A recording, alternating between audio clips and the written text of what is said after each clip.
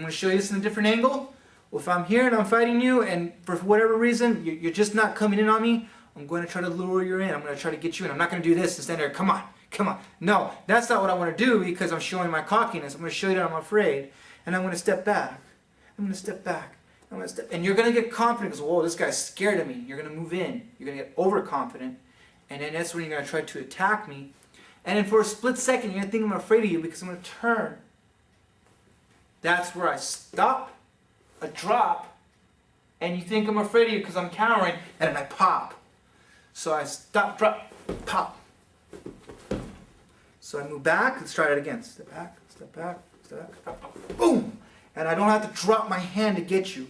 I stop, drop, pivoting on my left foot, and then pivoting on my right foot and throwing that uppercut, knocking you right out. If you go right in, if you get overconfident, you get overly zealous, you're going to get caught. So I'm going to show you that in a different angle right now. So the drop, pop, and stop from two angles. I step back, I step back, I step, drop, I pivot my left foot. I don't turn all the way to give you my back. That's ridiculous. I turn here, I drop myself, I'm in a left pivot, I'm going to unwind and pivot on my right foot and uppercut. From this angle, I'm here, I step back, usually the second or third step. I step as you overcommit, I pivot my left foot, I drop my body, and then I unwind the left and pivot the right and uppercut. That's called a drop, stop, and pop. Here, 1, 2, 3. The idea is I step, you're coming in on me, I'm stopping my motion from going back, I pivot, making you look like I'm afraid of you, and when you overcommit, if you do hit me, I'm going to hit all this, I'm going to go right in and uppercut you. That's the stop, drop, and pop. That is tactics using your footwork, using your pivots. And you get a lot of power when you're here, and you unwind and you really pop them hard. So pivoting to me is proven, it works, don't get away from it. Okay, now we're going to talk about pivoting and using the heavy bag to gain some power, understand how to hit. Really, realistically speaking, hitting a heavy bag kind of almost hinders your ability to understand your balance. Whenever you're hitting a bag, that bag is always going to be there. It's going to be very hard for you to miss unless you're not letting your head stay where it should go. If you let your head turn, you might miss the bag. It would be pretty pathetic. But by hitting a heavy bag, you're always going to hit a target and you're going to be stopped.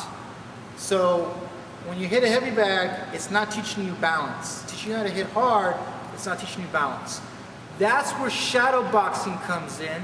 And once again, there's that word again, boxing.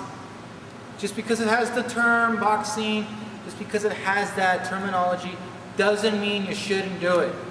Don't say, well, it's boxing, I'm kung fu. Get that out of your head. If it's fighting and it works, it's going to save your life, that's what you should do. You shouldn't worry about saving your life and putting a label on it and making your instructor proud of you by saying, I only use kung fu, I didn't have to use anything else. You know what? Your life is more important than for you to impress your instructor. That's just how I feel about it. So, by pivoting on the balls of your feet, you're going to get a lot more power, and you'll find that out by hitting the bag. Hitting the bag develops your power. Hitting the bag develops your stamina and your speed. But speed is also done with shadow boxing. So you'll get speed and power hitting the heavy bag. You'll get speed and balance with the shadow boxing. Because shadow boxing is unforgiving. You throw a punch and you lose balance, there's nothing there to stop you from falling over your own feet. So that's just something you got to keep in mind.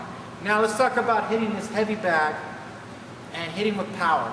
One last thing before I carry on. I heard there was an instructor saying, don't hit the heavy bag. It's not the Chinese way. You shouldn't do it. Jimmy never did it. That's too bad. You know what? There's more people hitting the heavy bag than there are people practicing Kung Fu, and those people are just as dangerous as we are. And if you don't think so, pick up a boxer. You'll find real quick that you're wrong. So don't let anyone tell you not to try a training method, especially when it's proven to work. It has merit. It gives you so much more insight and it teaches you a lot about power. So we'll talk a little bit about trusting your instructor in just a minute. So let's go over here to this heavy bag and let's talk about pivoting and hitting with power. Okay, so when I pivot, I like to turn, let's talk about the left hook. I'll pivot my right foot first to chamber my body, and I'll pivot my left foot to hit this heavy bag. Here, here, here, here. Once again, you'll see that I'm actually going to let this turn first and then go for the right. In other words, this goes and then this follows. Okay? When I throw the straight right, I don't want to step and throw a straight right because I'm going to fall over my feet and lose my balance. I have to keep myself in that cylinder.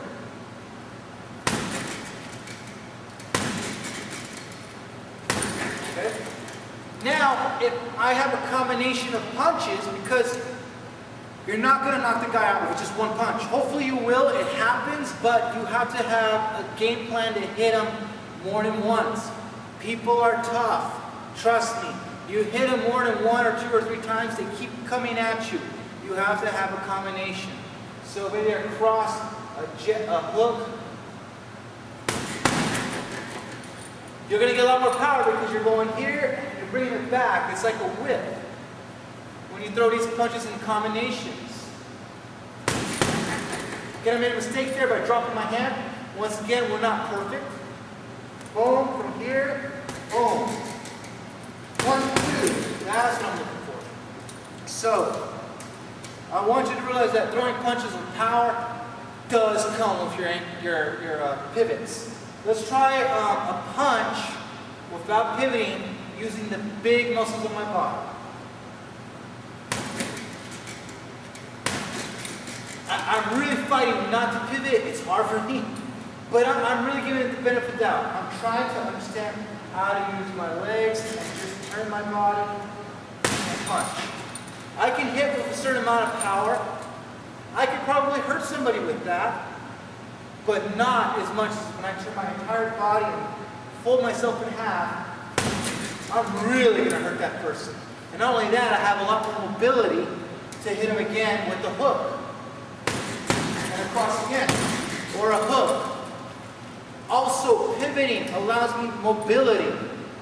If I'm in a strong stance here, I have to get to the angle on this person. So if I'm facing him here, facing my opponent, and I want to change the angle and get him from this angle, it's going to be harder to do that when I'm locked into this position, what I call a fixed position. I would have to step, turn, and turn again, and then hit him again with that idea of using only the muscles of your upper legs. Why not use a jump pivot? What is a jump pivot? This is a jump pivot. If I was to throw a punch, maybe I missed him, and it's time to get a different angle on him. I missed him and he's coming forward. Instead of me staying toe-to-toe with my opponent, I change the angle. I throw a punch, and as I'm bringing it back, he's coming at me. Instead of me being here where he can hit me, I'm going to jump pivot. I'm going to jump pivot. I jumped over to this angle, I'm pivoted on my left foot. You're going to say, well, what does that do for you? Remember the idea. I close one door, I open the other. It gives me more power, more circular power. So in other words, if I punch, boom, jump pivot, I'm going to get a lot of power out of that. Okay, let's see that again. Boom. Then I go for his head. Maybe I'm unsuccessful. He's got a great guard, so maybe I'm going to go for his body. I jump pivot, turn. I'm going to really rock him with that one. One more time.